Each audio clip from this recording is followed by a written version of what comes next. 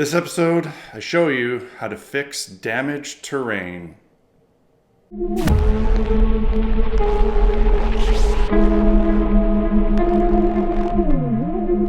So yeah, that was a recreation of something that happened to me. I decided to test out my fancy new camera by taking some glamour shots of my party's new miniatures. Set up a nice little display board behind me here on my workbench, had the lights going, used the camera, took some pictures, was really happy, posted them on Facebook. It was great. But at the end of the shoot, it was late and I was tired and I decided to go to bed. I just left everything set up. Well, I guess the terrain board was hanging a little bit precariously off this edge. And I don't know if it was just gravity and time or a cat. Whatever it was, the next day I walked into my game room here and I found it all on the floor.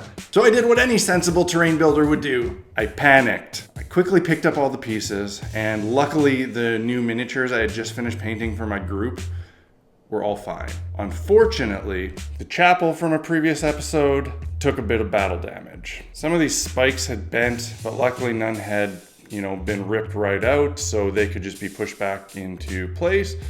But we did get one big, nasty scar here, big chunk ripped out, revealing the beautiful pink foam inside. So today, I'm gonna fix it. If you have managed to damage one of your hard-built pieces of terrain, have no fear. Even a building like this can be saved if it has taken some minimal damage. Now, first of all, let me say that had this thing been made out of plaster and fallen to the floor like that, it quite possibly could have shattered into many pieces. Luckily, because it's foam, it probably mostly bounced and it just got this one piece of foam ripped out where it must have hit something pretty hard. So the first thing you need to do, obviously, is assess the damage. And I've taken a look over this thing. The spikes, that were bent were easy to put back, not a big deal. This spot here seems to be the only bit of damage. Next thing you have to do is decide how you want to approach the repair. There's two things you could do. One is you could leave the gouge and basically just repaint that so that it blends in. That's the quickest, easiest way to do it. And on a piece like this, you could definitely get away with that, because it would just add to, the look of the piece, having a big chunk of stone missing. It really would make sense. But that would be a shorter video and not quite as interesting, so I am going to attempt to actually make this disappear. Whether or not this works, I am not 100% sure, but let's see what we can do. The first thing you need is some kind of repair compound. Get yourself a little container and some filler. I use all-purpose drywall filler. You buy this at the hardware store, get a little tub, whatever, it's pre-mixed. So you want to take some of this. Once you got some in your container there, you want to add something to make this stuff stronger than it is naturally. Get your all-purpose white PVA glue, squirt a bunch in. Don't ask me about ratio because I don't know it, just make it up as you go along. But for those of you that need a ratio, let's say 1 part glue to 5 parts joint compound. Mix this up. You'll find that PVA glue and filler don't like to mix nicely. They tend to kind of fight and it turns into a very hard, kind of rubbery compound almost immediately. That is sort of what you want. Now this part is optional, but I like to do it whenever I'm making kind of filler like this. I like to mix in some black paint right off the bat. It saves you some effort later when you're base coating. Don't worry too much about the ratio, but don't make the mistake I just did and put way too much right from the beginning. Definitely could have used a lot less. Adding some paint also helps whenever you're mixing stuff together because it lets you know once you have it consistently mixed. So take your piece and your filler, small amount, and you basically just need to fill in that chunk there. What you are trying to do here is to fill this area in with a certain amount of excess so that you can shape it later. So once you have a big mound of this compound on the piece, you're going to want to shape it slightly. And to do this, just use a finger, but make sure it has some water or spit on it. And basically, if it's a right angle like this, you want to just kind of sculpt it from one side using the existing surface as a guide. Basically, just run your hand over it and do the same on the top. You want to go very gently and try to make that corner.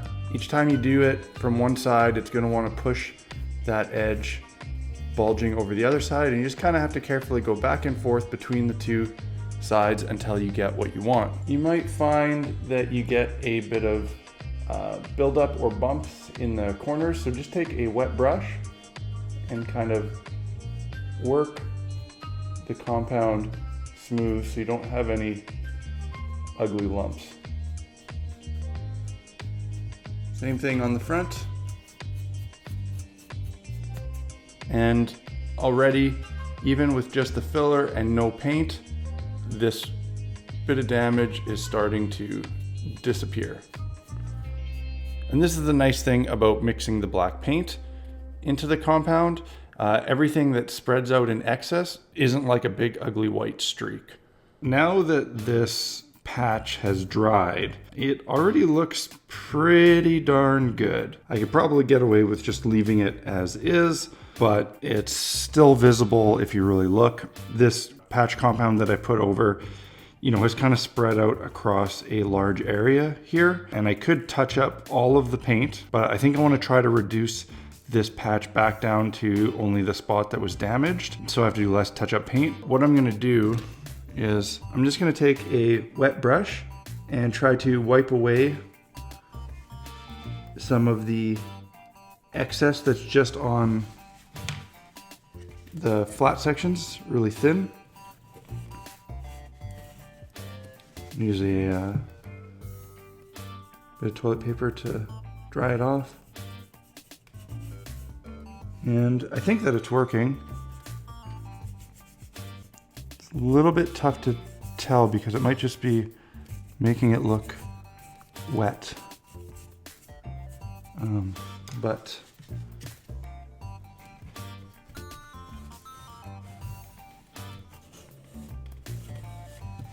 patch looks really good.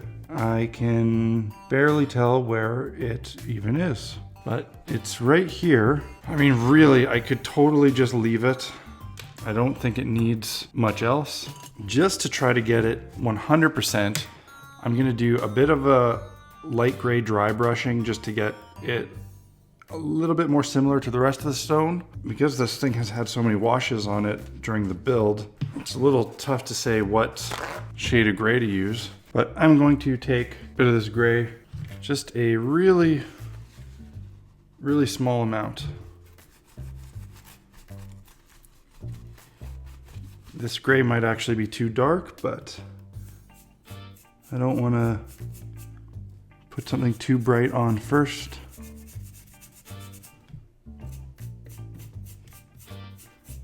See, now with that dry brush, it carries this highlight line right across the new patch, so you really don't see it. And just to make sure it really blends in with the original, I'm gonna take some of my cheap black wash and just put a little bit on it.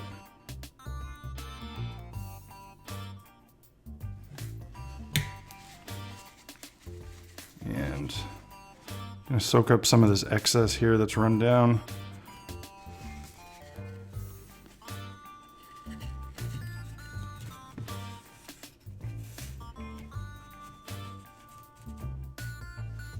So after letting the wash dry for about half an hour, I completed the repair by taking this thing to the basement and giving it a light misting with minwax polyurethane that I covered in a previous episode that I used to seal all my styrofoam projects. And this just completed the patch by giving it a slightly glossy look like the rest of the piece.